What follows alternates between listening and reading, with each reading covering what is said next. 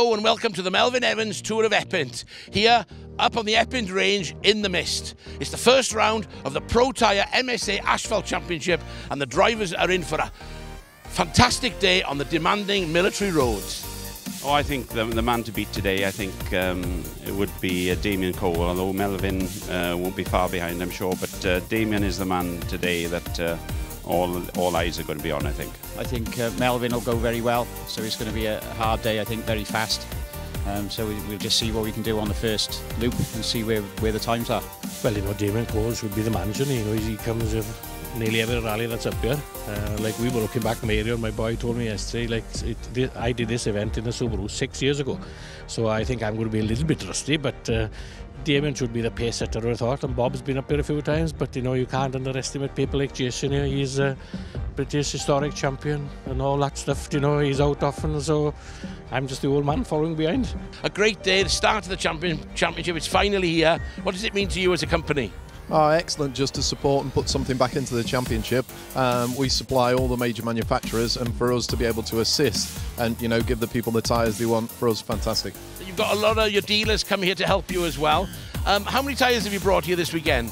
Between 1,100 and 1,200 tyres, various makes, so everything. The weather was, you know, the forecast wasn't very true. We had wet, we had cold, everything all the way through, so we bought a mixture of inters, wets and full dry slicks. So Bob Fowden leads the way with #1 on the door, but for a whole host of others that would simply be a target, including, of course, multiple times asphalt champion Damien Cole.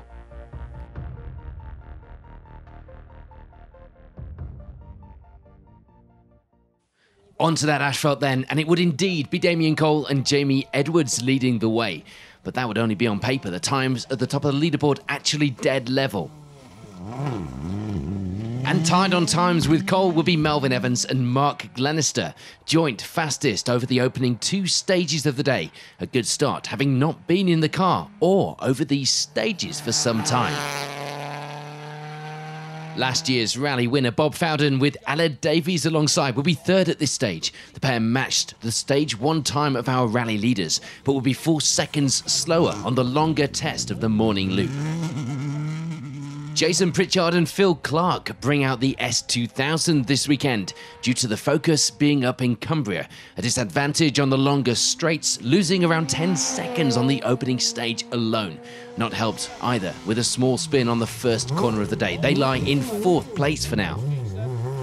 And it will be a good start to the rally for Rob Tout and Perrott Davies as they take the class lead at this stage, as well as 5th place on the overall leaderboard. Rob, no stranger to picking up the silverware in this championship and starting as he means to go on. Steve Simpson and Patrick Walsh joined the championship in something different to the usual Subaru. Nailing their colours to the mast, they bring the Fiesta R5 out this weekend. Unlikely to have the same power on the fast stages, but that wasn't stopping them trying. Sideways, as always, from Simpson, 6th place overall at this stage. Meanwhile, Philip Hopkins and Aled Edwards will be the first of 2 Mitsubishi Mirages in the top of the results. They had campaigned the car on some events last season with some good times, and today was going well. 7th place overall for the pair. I've now just got to work out what the plural for Mirage is. Philip Turner and Simon Anthony make a good start to the rally with 2nd in the class, lying inside our top 10 leaderboard with 8th place in the Evo, actually sharing the overall time with Hopkins up ahead.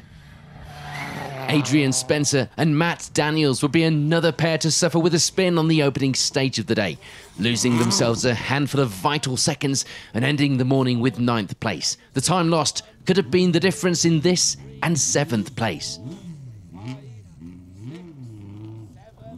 2nd of the Spencer Sport Mitsubishis this weekend were Jamie Dukes and James Morgan. Jamie returning to the stages after an accident in the Isle of Man last year and clearly back on the pace early on. No knock to that confidence. 9th place on the overall leaderboard for the pair. And rounding out our top 10 at the end of the morning loop of stages were Wayne Sisson and Max Freeman. Wayne a regular on the gravel, but trying his hand in the Asphalt Championship this season. As you'd expect from a rally as tough as this, we do lose some early names, including Nigel Feeney and Sean Donnelly, having problems with the car even before the rally. Despite thinking they were sorted, their day would end early in that mini WRC. We'd also lose Stu Bainborough and Declan Deer, this time in more dramatic fashion. They go off the road only a few minutes into the first stage of the day, lucky not to roll the car in this spectacular off-road sideways incident, but they go no further. In a few of the class leading places outside of the top of the results, it will be the lead in the class for Hugh Reid and Anthony Hackett, leading class 5 at this stage in the rally. Phil Turner and Ian Meakin would take the lead in class 3 for now. A good start to the day for the escort pair. And Lloyd Morgan and Mark Clapworthy would have the early lead in class 1. The micro pair out for a season in the championship this year and starting that campaign as it meant to go on. Ed Fossey and Chris Sharp-Simkis had a long travel over here, switching from the gravel to the asphalt this season, and changing car as well, the Peugeot R2 being the weapon of choice for the Jersey driver, going well at this stage, leading the class. And for Tony McCarthy and Sean Leyland, it will be the leading class 8. Only co-driver Leyland registered for championship points though this weekend. So we are 2 stages down. The results not looking too surprising so far. That battle at the top featuring the names that we'd of course predicted. But could they change those positions around? Would the leaderboard change significantly in the next loop of stages? Let's find out.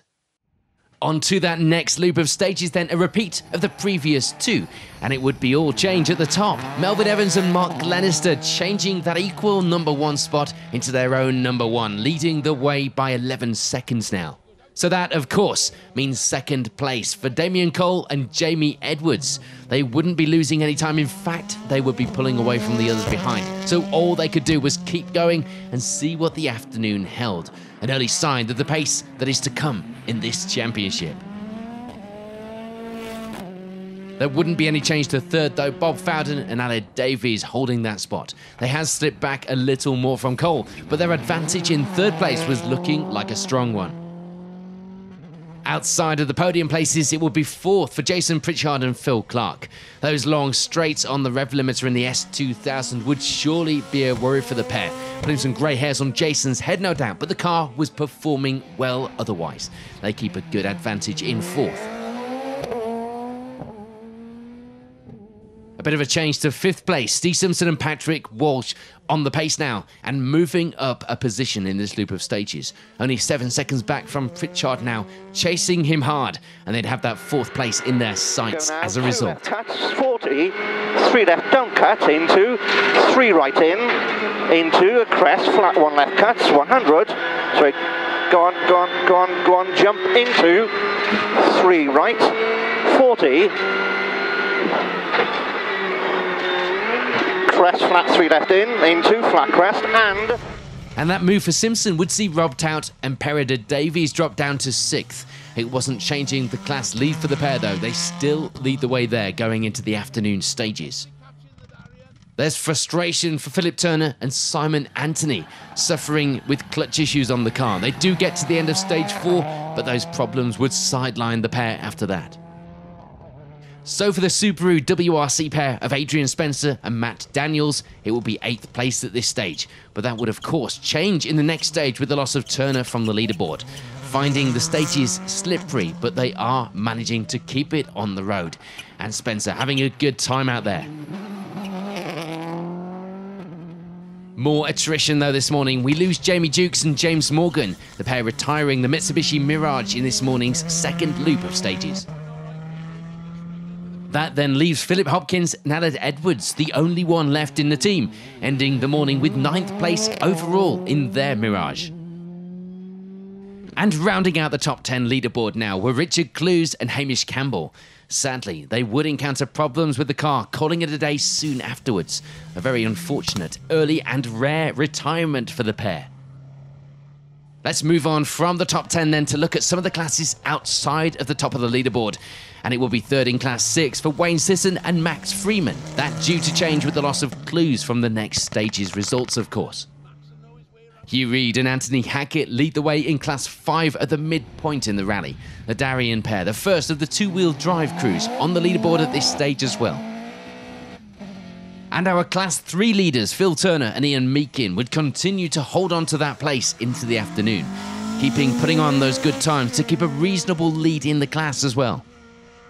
For Tom and Jamie Barber, it will be a good start. Second in Class 5 from the start of the rally, and entertaining the spectators along the way in the BMW as well. 14th place overall. It would be a great result for Mike Williams and Ken Bills so far in the rally. Second in class for now in that MGZR. And there'll be just 7 seconds back to Marcus Paget and Reece Stoneman. Co-driver Reece, the only one registered for points in that micro kit car this weekend. And everyone loves a wide-arched kit car, right? Ross Brusby and Sam Collis make a good start to their first season out in the championship. The pair had competed a few times before on rallies and the partnership had worked well. Third place in the class at this point in the event was showing testament to that. No change to the class lead for Ed Fossey and Chris Sharp-Simkis, still keeping hold of the class lead going into the second half of the day. We do, though, lose Lloyd Morgan and Mark Clapworthy. They go out with engine problems in the Micra after it started to sound a little sick on the stages, you might say. So that means a change to the Class 1 lead, now in the hands of this man, William Mains, with Sean Jones alongside in the Nova. First in the class, 21st overall.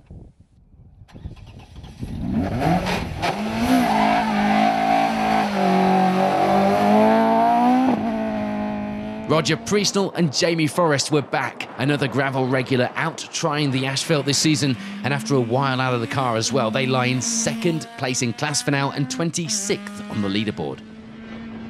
And third in that class would be Darren Poole and Christopher Beer, just behind Priestnall on the overall results as well, but with a 40-second deficit. Paul Culverwell and Sophie Louise Buckland bring another Darien out into the leaderboard, ending the morning with third place in Class 3 at this stage, so certainly making their mark. And Gareth James and Ryan Jones keep their lead in Class 4. No change for the pair, and a change wasn't looking likely either, with a very healthy advantage in the class. For Bill Painter and Andy Hollingham, it will be second place in Class 1. The Peugeot 106 pairing not looking likely to catch the class leaders at this stage. And for Mike Pugsley and Richard Suter, it will be second in Class 4. Behind Gareth James on the results, all they could do was hope for problems up ahead and concentrate on an overall result. Okay, so we're 4 stages down. There are some changes to the results, and with some familiarity of those Epynt ranges out there on the stages now, that could certainly feature, and things could indeed once again change as we go into the afternoon. On to stage 5 then we go, and the first time the 2 stages had been joined to make one mammoth stage, and that just helped with the times for Melvin Evans and Mark Glenister, extending their lead in the results to 26 seconds now. Frustrating for this man Damien Cole with Jamie Edwards alongside. He'd be slipping away from Evans a little now. He'd have to settle for second place at this stage. Perhaps pushing for that lead would be out of the question now with just 2 stages remaining. Dramatically, as far as the leaderboard is concerned, our biggest change in the results comes with the loss of Bob Fowden and Aled Davies, last year's winners, going off into a ditch on stage 5. Nothing too serious, but unable to get going again and forced to call it a day. But one man's retirement is another man's victory, maybe. That would mean instant promotion, of course, for Jason Pritchard and Phil Clark, getting that final step on the podium, and the times were also looking good to keep it as well, really getting the most out of that S2000 this weekend. And the eagle-eyed among you will have realised that that means Pritchard had managed to keep Steve Simpson and Patrick Walsh at bay, and in fact they will be 20 seconds back from the S2000 driver now, the wrong way on the times if they were looking at challenging for that podium. For Rob Tout and Perida Davies, it will be 5th place overall, gaining that position with the loss of Fowden, but the class leads still safely in their grasp after 5 stages.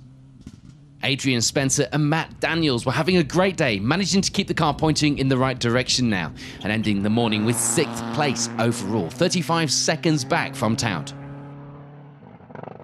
For Philip Hopkins and Aled Edwards, it will be 6th place in the class and 7th place on the leaderboard. The Mirage crew had dropped a little time to Spencer, but nothing they couldn't make up in the next few stages if they kept up that pace. No change to the Class 5 lead. Hugh Reid and Anthony Hackett continuing to lead the way there in the Darien, now lying in 8th place on the overall leaderboard as well. And for Wayne Sisson and Max Freeman, it will be 9th place overall. The pair just 16 seconds back from the Darien ahead on the overall times and lying in 2nd place in the class. And yes, you've been following. It will be 3rd place in that class for Oliver Hopkins and Ian Taylor. 7 seconds back from Sisson on the overall and class times, as well as rounding out the top 10 now.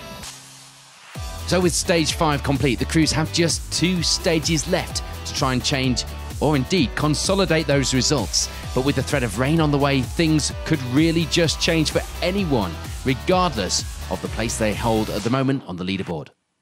Let's move on to those final stages then. Rain on the way, some excitement no doubt as well, and a look at those final class finishers. It will be a 1st place in the 1400 S class for Tony McCarthy and Sean Leyland. Only Sean registered to take the points this weekend though. For Kev Harbour and Dave Tortoshell, it will be 3rd in the B10 class to end the rally. A different car to when they last contested the championship, and they seemed to have gotten on well with it on the ranges today. For Mike Pugsley and Richard Suter, there will be no change. 2nd in the class for the pair this weekend and 24th place overall. With just one crew in the 1400 C results, it will be Bill Painter and Andy Hollingham enjoying the spoils there. They take the class victory as well with 22nd overall. It will be a great end to the rally for Gareth James and Ryan Jones, taking the B12 win and 21st on the leaderboard with it. And for Jeff Glover and Keith Baker, it will be 3rd in the B11 class this weekend. The pair no strangers to the championship, and neither was that rear-wheel drive Astra. Darren Poole and Christopher Beer enjoy a good result in the B10 class, managing to take 2nd place there after a good run here at the 1st round of the series. But taking that B10 class win would be this man, Roger Priestnall, with his longtime co-driver alongside Jamie Forrest. Their regular Proton now sporting a 1600 engine, and they were clearly enjoying both the increase in power over the old 1400 and the switch to asphalt. It will be a great start to the season for Ed Fossey and Chris Sharp-Simkis, the pair taking the R2 class victory this weekend and 13th place overall. A great debut in the car and on these Welsh stages. For Chris Rice and Craig Cameron, meanwhile, it was a late move into 2nd place in the class to end the rally, also taking 12th place overall in their Old Faithful Impreza. For Tom and Jamie Barber, their entertaining ways on the stages were clearly not slow either, taking 3rd place in the B13 class this weekend, as well as 11th place overall in that stunning physics-defying drive in the BMW. As we'd seen throughout the rally, there was some more attrition to be had, and there'd be a shake-up in the top of the leaderboard. We lose Oliver Hopkins and Ian Taylor. So changes in the top 10 now include a move into 10th overall for Tony Rees and Geraint Thomas, dropping down a few places but taking 2nd in the class this weekend. It would be a great result for Mike Williams and Ken Bills, 2nd in the B11 class and ending the rally with 9th place overall. The MG ZR finishing the highest front-wheel drive car as well. For Phil Turner and Ian Meakin, it will be the B11 class victory. A good start to the season for the pair in that Escort, taking 8th place overall as well. And for Hugh Reid and Anthony Hackett, it will be the class win in B13. The Darien pair finishing as our highest 2-wheel drive crew, as well as in 7th place overall. There'd be more change in the results as well. Don't get comfortable. We lose Philip Hopkins and Aled Edwards in the final stages of the rally. And we'd also lose Rob Tout and Perrot de Davies, also retiring close to the end of the rally after a great start to the opening round, even if it did end in such frustration. So all of this change means that Wayne Sisson and Max Freeman would step up to take the B14 class victory, as well as an impressive 6th place overall. A great start to the season for the pair. And another team enjoying a great start to the campaign was this one, Adrian Spencer and Matt Daniels. 5th place overall, a good start in that Impreza WRC. Adrian clearly up to speed and getting to grips with that car now. Steve Simpson and Patrick Walsh pedalled the R5 Fiesta well, taking a 4th place overall finish. Perhaps not the result they could have got in a Subaru, but a great set of points on the board this early on nonetheless. It will be a super impressive result for this man, Jason Pritchard. Phil Clark alongside, as always. A car quite underpowered compared to the others around them, but it didn't stop them from getting a fastest time of the day, as well as that final step on the podium. Despite a big charge, Damien Cole and Jamie Edwards just couldn't change those results around. They end the day with second place on the overall leaderboard. Not quite the victory they wanted, but they do get some good points to start their campaign. But that means it's victory here for Melvin Evans and Mark Glenister. A great way to come back to the stages, and with a good record on the Isle of Man as well, the second round of the season would surely be exciting. So confirmation then of the final results here in an exciting opening round of the championship. A tricky start for all, but a great way to start the season for Melvin Evans on his home rally.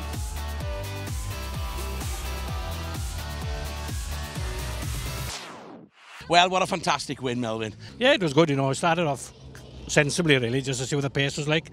Like I said, it's been a few years since, well, actually 6 years to this rally in this car, and it was car 3, we won it last. So I had a look round, see that the pace was there, and then we had a push, I think, the middle loop, and we took a bit of time out of Damien. But fair dues, all the boys have gone well. You know, it's been quite tricky and greasy, and tyre choices and all that today. So we watched you on the Burma, and you were fantastic. You were inch perfect, like. You got to be, haven't you? You know, and I think, to be honest, the boys were timing us coming up to Burma, and across that section we were taking a fair bit out of Damien. So, you know, when it gets tricky, I think you need to be really precise. A lot of the other bits on Epynt, you know, it's so fast it's hard to make any time in it. But boys were saying, like, watch it before we go in there, and we were taking a good chunk out of him in there. But maybe left-hand drive, he needs to learn a bit, you don't know. Well done, Damon, but not the result you wanted this morning, was it? You wanted to win this one. Yeah, always nice to win. I've only won this one once. Lost count how many times I've been second, so bridesmaid again today. I did say this morning Melvin was the one to watch, and he's proved the case. Very, very fast all day. Did you think he'd come out so hard at you on that second loop? I knew he'd be quick, so we matched him on the first 2 equal times, and then he started putting the foot down just a little bit and pulled away from us. Any problems today at all? Can you see that time? No, not really. We thought we were going quite well. We maybe had the wrong tyres on for one loop, but apart from that, everything was okay. Car was good. Isle of Man next. Now, what's your record in Isle of Man? It's not brilliant. Melvin's won. Jason Pritchard has won. Have you won there? No, I've been third 3 times and second once, and fourth. So we've got all the podium apart from first. We might have to wait till later in the championship for Damon's push then. I don't know. We'll be trying on the Manx as well. You drove this car last night from your mum's house down to the garage, you told me. Was that bullshit or was that the truth? No, that's the truth, honestly, no. Well, fair play, you did well. You had a little spin at the first hairpin, but after that? Yeah, Steve, the M-Sport engineer, said they're not very good on the handbrake, but I think I proved them wrong. It came around pretty quick. So, no, every mile we're learning in the car, and it hasn't got the grunt of a world car, that's for sure. But for sure, we saw that. Yeah, but you know, Would you challenge these boys more? Possibly with a bit more mileage if it was wet a bit more. You know, we were quickest on the last one. In the rain, it's a bit more downhill. So it's on the uphills up the new road. You know, you're struggling at the junctions. And did you have to count the limiter down at all? I was on the telephone exchange. I thought this is stupid, just counting you. Hey, tell me, what are you going to use in the Isle of Man then? That's Focus. Focus. Yeah. The World Rally car. Yeah, the World car. So hopefully we can. You got a brilliant record in the Isle of Man. Yeah, we won it 3 years in a row, and last year we won every stage bar one, so there should be a bit more competition this year, and we'll see, we'll do our best. Look out these boys then. Yeah. Jane, what a fantastic first round to the Pro Tyre MSA Asphalt Championship. You must be really pleased. Well done. Thank you very much. We've had a fantastic start to the championship. Everybody's worked really, really hard. The live streaming has proved tremendous today, between 80 and 100,000 people viewing all over the world. I'd like to say thank you to everybody that's helped, and also thank you to everybody that has registered for the championship. We've got some really good competitors, and I'm really looking forward to the rest of the season, so thank you very much. Well done, Jane, thank you. Thank you. What a fantastic opening round to the Pro Tyre MSA Asphalt Championship. Roll on the Isle of Man. Rally on.